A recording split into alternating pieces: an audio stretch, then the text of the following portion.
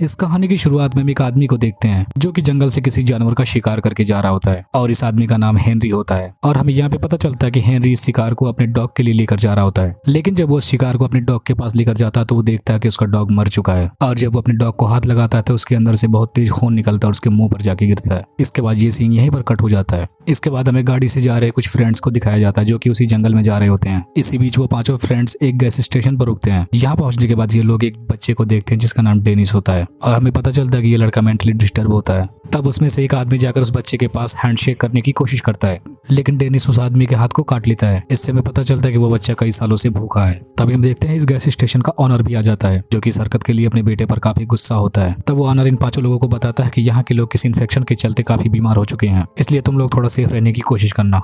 इसके बाद हम बर्ड्स को देखते हैं जो कि वहां से कुछ सामान चोरी करके ले जा रहा होता है, लेकिन ये बात गैस स्टेशन के ऑनर को पता चल जाती है। इसकी वजह से वो इन सबसे काफी ज्यादा गुस्सा भी हो जाता है। तब वो फौरन इन लोगों को यहाँ से दफा हो जाने के लिए कहने लगता है। इसके बाद हम देखते हैं ये पांचों फ्रेंड अपने केबिन पर पहुंच चुके होते हैं और यहाँ पर ये लोग देखते हैं कि इनके फोन में नेटवर्क बिल्कुल भी नहीं है। इसके बाद हम बर्ड्स को देखते हैं जो कि केबिन से गन लेकर हंटिंग के लिए निकल पड़ता है और यहाँ पर वो गलती से हेनरी के पैर पर गोली चला देता है, जिस बंदे को हम मूवी की शुरुआत में देखे थे। और यहाँ पर हमें पता चलता है ये आदमी अपने डॉग के ब्लड से इन्फेक्टेड हो चुका था। तब बर्ड्स इसके लिए उससे सॉरी कहता है, लेकिन यहाँ पर हेनरी बर्ड्स के पास आने लगता है। तब बर्ड्स उसको खुद से दूर रखने के लिए उस पर फायरिंग करने लगता है। तब हेनरी डर के मारे यहाँ से भाग जाता है। इसके बाद हम रात के टाइम में सारे फ्रेंड्स को एक साथ बैठा हुआ देखते हैं। तब इनके पास एक ग्रिम नाम का आदमी आता है। उस आदमी को देखने के बाद वो सब लोग उसी बारे में पूछने लगते हैं। तब ग्रीन सबको बताता है कि वहाँ पर नेचर में घूमने आया है। उसके बाद ग्रीन वहां से चला जाता है। उसके बाद इन लोगों को भी देखते हैं, हम अंदर जाके आराम करने लगते हैं। तभी इन लोगों का डोर कोई नॉक करने लगता है। इसकी वजह से इन सबको लगता है कि यहाँ पर ग्रिम आया होगा, लेकिन जब ये लोग दरवाजा खोलकर देखते हैं तो वहाँ पर हेनरी होता है। और यहाँ हम देखते हैं इसकी हालत काफी ज्यादा खराब होती है और यहाँ पर हेनरी लोगों से हेल्प मांग रहा होता है, लेकिन बर्ड्स फिर भी दरवाजा बंद कर देता है और वो अपने दोस्तों से कहता है कि वो आदमी इन्फेक्टेड है, इसलिए हमें उससे दूर रहना चाहिए। इसके बाद देखते हैं कि हेनरी इन लोगों की कार लेकर भागने की कोशिश करने लगता है। तब बर्ड्स अपनी गन लेकर बाहर आकर उसे डराता है और वो हेनरी को कार से बाहर आने के लिए कहने लगता है। आखिरकार बर्ड्स हेनरी को कार से बाहर निकालने के लिए उस कार पर फायर करता है, जिससे हेनरी बाहर तो आ जाता है, लेकिन उसी बीच कार का टायर भी पंचर हो जाता है। अब हेनरी की हिफाजत तरफ आने लगता है, लेकिन तब तक मर्सी उस पर कोई केमिकल छिड़कने लगती है। इसकी वजह से हेनरी काफी डर जाता है और उसे काफी तकलीफ भी होने लगती है। तब उनमें से एक और आदमी उसे डराने के लिए जलती हुई लकड़ी लेकर आता है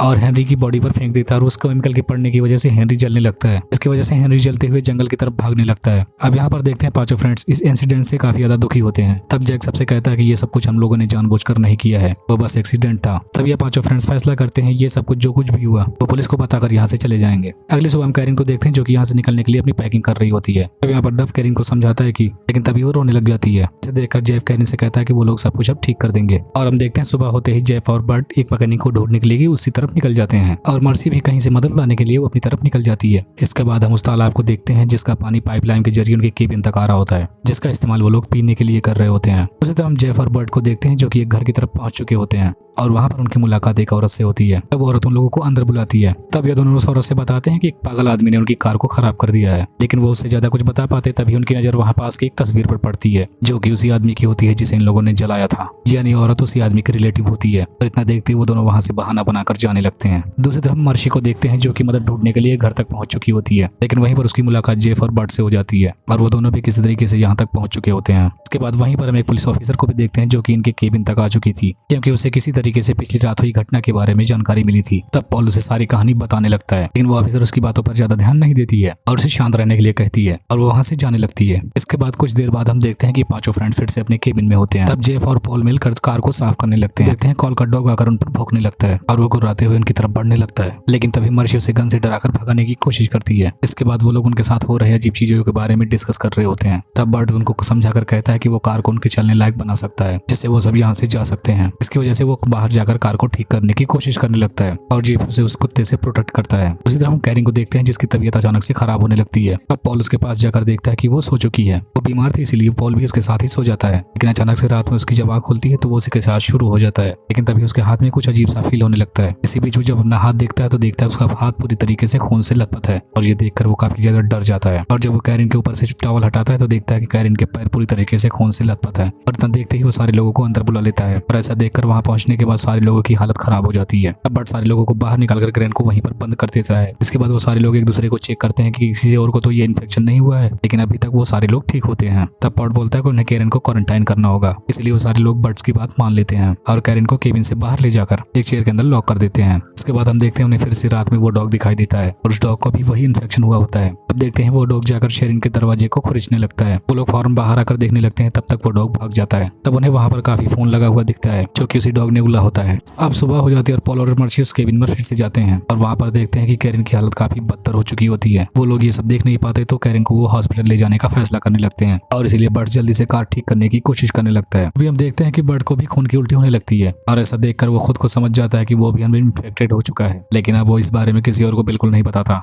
इसके बाद पॉल और बर्ड मिलकर मर्सी को कार के पास लेकर आते हैं, लेकिन तभी वो वहाँ पर भी फिर से खून की उल्टी कर देती है, जिसे देखकर जैक कार में बैठने से इनकार कर देता है। तब बर्ड कैरिन को अपने साथ बिठाने की बात करने लगता है। इससे बर्ड को भी जैक पर शक होता है और उसे भी इन्फेक्टेड होने का दावा करने लगता है। तब बर्ड उनको सबको वहीं छोड़कर गुस्से से वहाँ से जाने लगता है और अब जैक भी उन लोगों के साथ रहना नहीं चाहता है, इसलिए वो भी उन्हें छोड़कर जाने का फैसला कर लेता है। लेकिन तब मर्सी उसे रोकने की काफी कोशिश करती है, लेकिन जैक उसकी एक न सुनकर चला जाता है। पॉल और मर्सी ही कैरिन के साथ होते हैं कि उन्हें लगता था कि जल्द ही ऑफिसर उनके पास मदद लेकर वापस आ जाएगी। इसके बाद हम बर्ड्स को देखते हैं जो कि उसी गैस स्टेशन पर आकर रुक जाता है और वहाँ कानूर उसे देखकर जान जाता है कि अब वो भी इन्फेक्टेड हो चुका है। तब बर्ड्स उसे डॉक्टर को फोन करने के लिए कहने लगता है। तब वहाँ का मैनेजर इस बात के लिए मान जाता है। फिर उसका बेटा भी बर्ड को आके काट लेता है, जिसकी वजह से वह मैनेजर फिर से बहुत गुस्सा हो जाता है क्योंकि उसका एक बेटा पहले भी मर चुका होता है और अब दूसरा भी इन्फेक्टेड हो चुका होता है। इसलिए वो बर्ड्स को मारने के लिए गन मंगाता है और इससे बर्ड बहुत डर जाता है और वहाँ से भागने लगता है। उसके जाने के बाद मैनेजर अपने दोस्त से कहता है कि केबिन में काफी लोग इन्फेक्टेड हो चुके हैं, इसलिए हमें पुलिस को कॉल कर बुलाना चाहिए और उन लोगों को मार देना चाहिए। फिर इसके बाद वो लोग उन्हें मारने के लिए बर्ड्स के पीछे जाने लगते हैं। दूसरी तरफ बर्ड जब समझ जाता है कि मैनेजर उसका पीछा नहीं छोड़ने वाला है तो वो गाड़ी से उतरकर जंगल की तरफ भागने लगता है। दूसरी तरफ हम मर्सी को देखते हैं जिसका इन्फेक्शन बहुत ही बढ़ रहा होता है और हम देखते हैं जब वो रेजर से अपने पैरों के हेयर्स रिमूव कर रही होती है उसी दौरान इन्फेक्टेड होने की वजह से उसकी स्किन ही निकलने लगती है, जिसकी वजह से उसे बहुत ही ज्यादा दर्द होने लगता है। इधर मर्सी के इन्फेक्टेड हो जाने की वजह से उसे बहुत ही बुरी तरीके से ब्लीडिंग हो रही थी, जिससे वो अपनी मदद के लिए बाहर जाकर जेफ को बुलाती है। अभी हम देखते हैं वहाँ पर वही इन्फेक्टेड डॉग भी आ जाता है जो कि उस पर अटैक कर देता है। इससे वो जोर से चिल्लाती है। इसकी चीख सुनकर पॉल फौरन उसकी तरफ जाता है और वहाँ पहुंचकर वो देखता है कि उस डॉग ने मर्सी को पूरी तरीके से खा लिया है। इसके बाद उसे कैरिन की आवाज सुनाई देती है। वो गन लेकर उसके बाद पहुंचता है, देखता है कि वो डॉग उसे भी नोच रहा है। तब पॉल उसे शूट करके वहीं पर मार देता है। इसके बाद कैरिन उसे खुद को भी मारने के लिए कहने लगती है क्योंकि यहाँ पर उसे बहुत ज्यादा दर्द हो रहा होता है और वो बहुत ही ज्यादा पेन में थी। वो पहले तो मना करता है, लेकिन उसके दर्द को देखने के बाद वो उसे मारने का फैसला कर लेता है, लेकिन गल से गोलियां ही नहीं निकलती, जिसकी वजह से वहाँ पर रखे फावड़े से उसका गला काटने की कोशिश करने लगता है, लेकिन वो नाकाम होता है। इस पर कैरिन उससे फिर से मारने के लिए कहती है, लेकिन यहाँ पर उसे मारने की उसकी हिम्मत बिल्कुल नहीं होती। तब वो उस पर वहाँ रखा फ्यूल को उस पर डालकर आग लगा देता है, जिसकी वजह से वो जलने लगती है और उसे बहुत ही पेन होता है और ये सब पॉल को देखकर यहाँ पर बहुत दुख होता है, इसकी वजह से वो बहुत रोने लगता है। तभी वहाँ पर बर्ड भी पहुंच जाता है और वहाँ पर वो पॉल को बताता है कि वो लोग हमें मारने के लिए आ रहे हैं